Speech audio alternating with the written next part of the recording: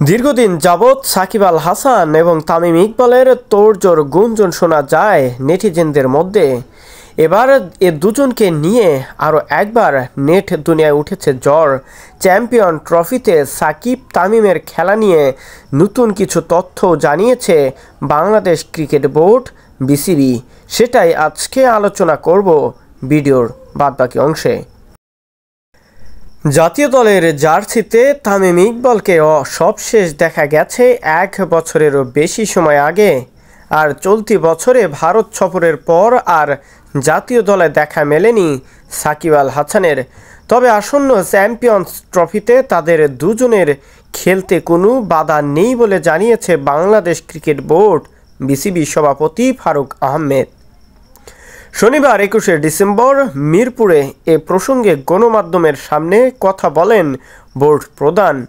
Board সভা শেষে তিনি বলেছেন, সাকিবের ইস্যুটা তো পুরনোই আলাদা ব্যাপার। সর্বশেষ ওয়েস্ট ইন্ডিজ সিরিজেও সে খেলার জন্য মানসিকভাবে প্রস্তুত ছিল না। তার ব্যাপারে কোনো আপডেট নেই।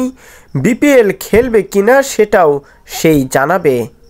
তবে ওয়ানডে ফরম্যাট থেকে অবসর নেয়ার এই অলরাউন্ডার চ্যাম্পিয়ন ট্রফি কি আসলে খেলবেন নাকি বর্জন করবেন সেটা এখন পর্যন্ত নির্দিষ্ট করে কিছু জানাননি বাংলাদেশের অলরাউন্ডার সাকিব আল হাসান।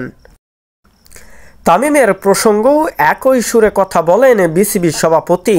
তামিমের ব্যাপারে বলবো, নির্বাচকরা যা বলেছেন সেই প্রক্রিয়াতে আছি। কারণ কোনো ক্রিকেটার যদিও অবসর না নেয় তখন বিসিবি চাইলে বা উপযুক্ত মনে করলে তাদের দলে যুক্ত করতে পারবে। এটা নির্ভর করছে টিম সিলেক্টরদের উপর। আমি আগেও বলেছি যে কেউ অবসর না নিলে সে খেলার জন্য অবশ্যই অ্যাভেলেবল। প্রসঙ্গত, আগামী বছরে ফেব্রুয়ারি মার্চে পাকিস্তানের মাটিতে বলবে চ্যাম্পিয়ন ট্রফির পরবর্তী আসর। তবে এই টুর্নামেন্টে অংশ নিতে পাকিস্তান সফরে ভারত অনীহা জানানো হাইব্রিড মডেলে অনুষ্ঠিত হতে যাচ্ছে এবারের চ্যাম্পিয়ন ট্রফি।